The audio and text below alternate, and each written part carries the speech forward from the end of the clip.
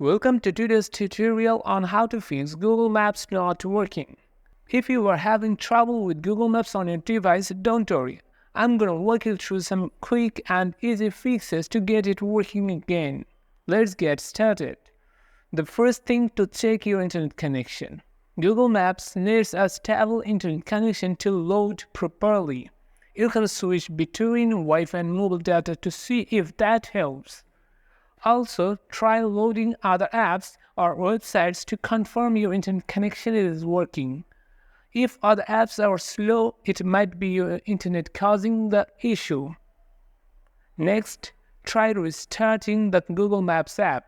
On Android or iPhone, open your app switcher and swipe up or right to close Maps. After that, open it again. These simple steps can solve minor glitches. Then clear Google Maps cache and data. Clearing the app cache and data can help. Then tap on Storage. From here, tap Clear Cache. If the issue persists, you can also select Clear Data. This will reset the app to its default settings. The next step is update Google Maps. Sometimes an outdated version of Google Maps could be causing this issue.